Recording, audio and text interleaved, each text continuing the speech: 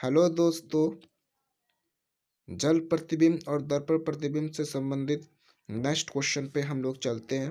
जैसे यहाँ पे लिखा है कि यदि रेखा MN पर एक दर्पण रखा जाता है तो उत्तर आकृतियों में से कौन सी आकृति दिए गए प्रश्न आकृति की सही छवि है। तो यहाँ पे रेखा MN पर जो दर्पण रखा गया है वो यहाँ पर रखा गया है। ये रेखा MN है जिस पर दर्पण रखा गया है। ऐसी स्थिति में इस आकृति की जो प्रतिबिंब बनेगी वो दर्पण प्रतिबिंब बनेगी।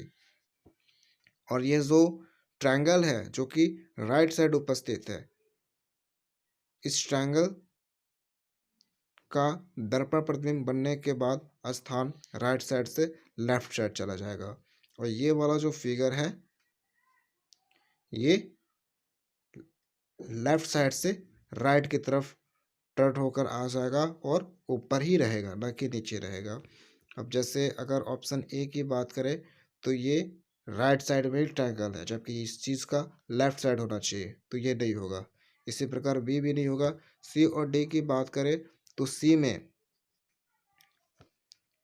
ये ट्रायंगल लेफ्ट साइड तो है, बट ये जो फिगर है वो डाउन में है, जबकि ये ऊपर ही होना चाहिए, तो इसलिए इसका आंसर डी होगा।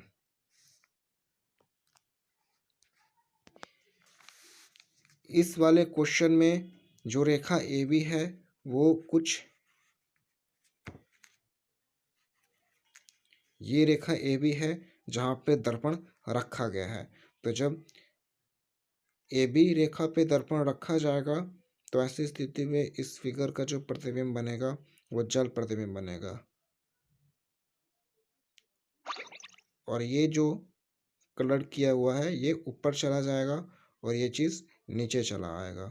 तो इसके हिसाब से इसका जो आंसर होगा वो डी होगा। आई होप कि आप क्वेश्चन को समझ रहे होंगे। इसी प्रकार से अगर इस वाले फिगर की बात करें तो इस वाले फिगर का भी जल प्रतिबिंब बनेगा। और ये जो टी है वो डाउन में चला जाएगा, तो सी ओ डी ऐसे ही नहीं होगा, ए और बी होगा। और एस भी क्या होगा, डाउन हो जाएगा। जब एस डाउन होगा तो ऐसे कंडीशन में इसका जो आंसर होगा वो ए होगा, ना कि एस होगा, ए होगा। इस वाले फिगर की बात करें तो इस वाले फिगर में ये MN पे दर्पण रखा गया है। और ऐसी स्थिति में इस फिगर का जो प्रतिबिंब बनेगा वो दर्पण प्रतिबिंब बनेगा। और ये जो कलर है वो राइट साइड आ जाएगा और ये जो लाइनिंग है वो लेफ्ट साइड चला जाएगा। तो इसके हिसाब से इसका जो आंसर होगा वो ए होगा।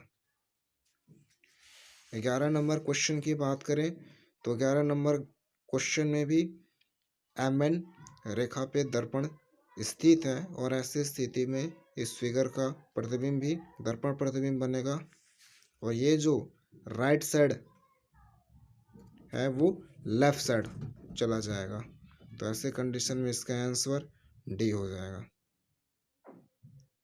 सी नहीं होगा। सी इसलिए नहीं होगा क्योंकि ये जो चारों रेखा है वो एकदम एक दूसरे के क्लोजली है, जबकि यहाँ पे क्लोज नहीं है।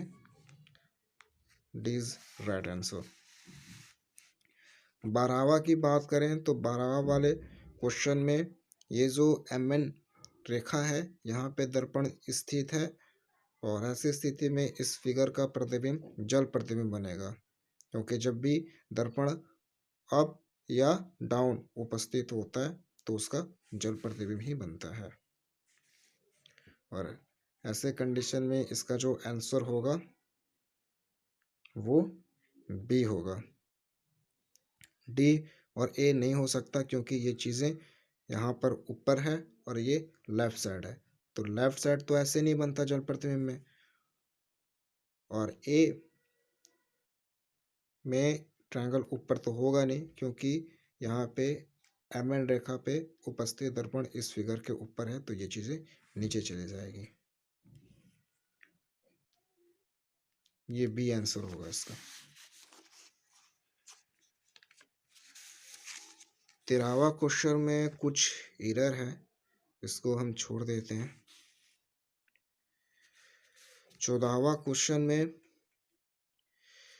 आंसर जो होगा इसका वो नॉन ऑफ दिस होगा।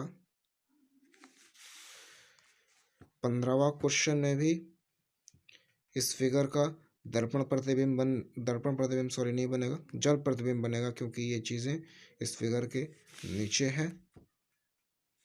ये जो गोला है वो नीचे चला आएगा, छोटा गोला है, यहाँ पे बड़ा गोला है, तो ये तो ऐसे ही नहीं होगा।